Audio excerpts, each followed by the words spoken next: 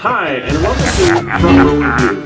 I'm continuing Horror Month this month with the Blu-Ray edition of An American Werewolf in London. Now, this was just released a few weeks ago, and I have never actually owned the movie of the American Werewolf in London, and I hadn't seen it in a long time. It's been years since I've seen this movie. So I was, looking at the back of it, and there's a ton of extras on this disc. So basically, I bought the disc for the extras, not so much for the movie, even though it's a classic film, don't get me wrong. I mean, American Werewolf in London is as classic horror as you can get.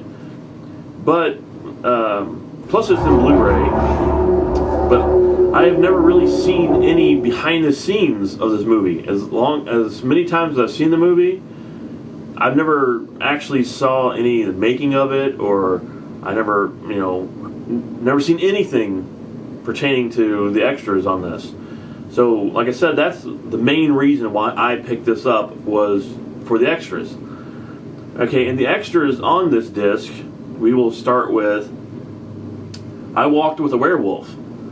And this is a making, basically, of the American Werewolf in London. And it's long. It's at least, I don't know the actual length of this, but if I had to guess, I would say anywhere between an hour and a half to 2 hours, maybe, somewhere around there.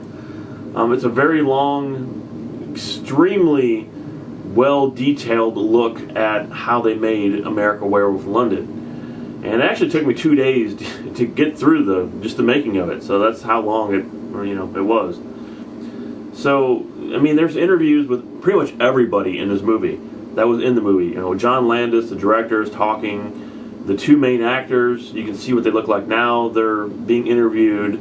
The doctor in the movie, the woman, the nurse that was in it. It's like everybody that was in the movie is on the I Walked with a Werewolf. The next extra is Beware the Moon. It's a new feature-length documentary with the cast and crew.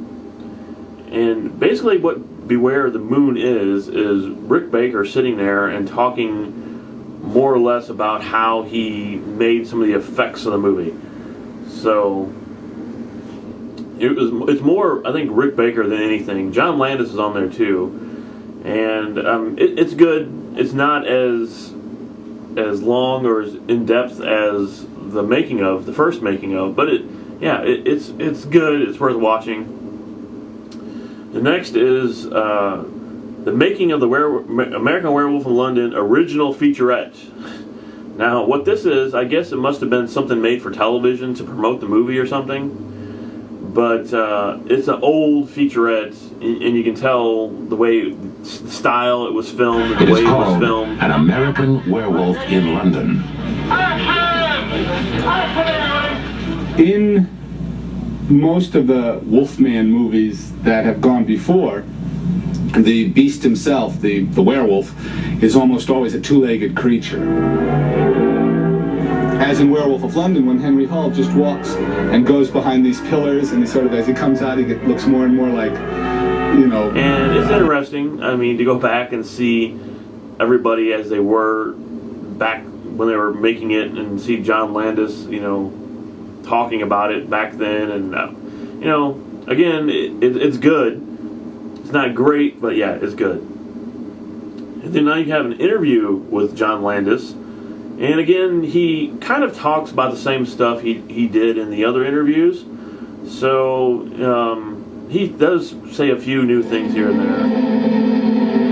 I wrote American Werewolf in London in 1969 when I was in Yugoslavia the former Yugoslavia, on Kelly's Heroes. And I don't know, there was a kind of deliriousness to us guys in Yugoslavia. I was with, Clint Eastwood, Telly Savalas, Don Rickles, Harry Dean Stanton. It was the wildest group of people. So even if he does repeat himself, it's still interesting. And then now you have the makeup artist, the Rick Baker, on American Werewolf from London.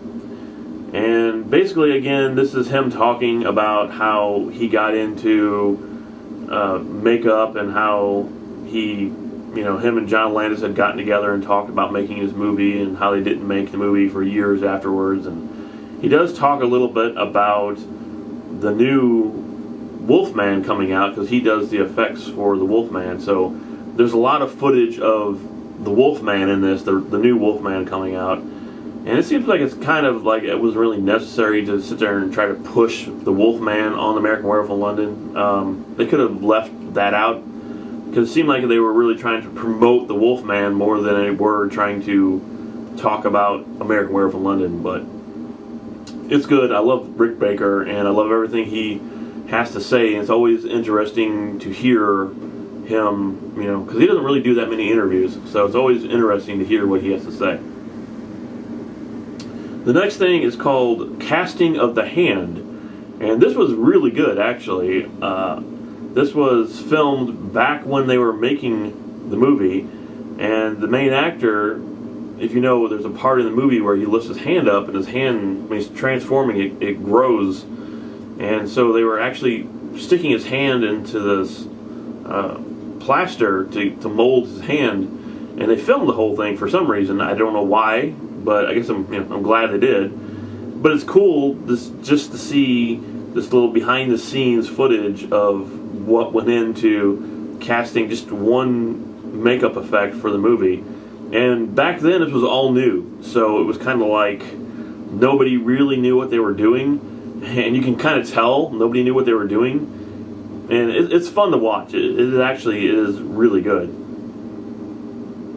And next you got the outtakes, and the outtakes are okay. I mean, as any DVD outtakes go, I mean, they're okay.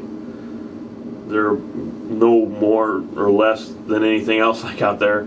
There's nothing great here on the outtakes, but yeah, I mean, they're pretty good. And then you got the storyboards, which again, is interesting if you want to sit there and look at the drawings of what they came up with compared to the original, shot. It was alright. And then you got the big thing here, which was the feature commentary, which when I seen that, it said feature commentary, and I was like thinking to myself, are they going to take everybody who was in all these other interviews and cut and paste them into the movie?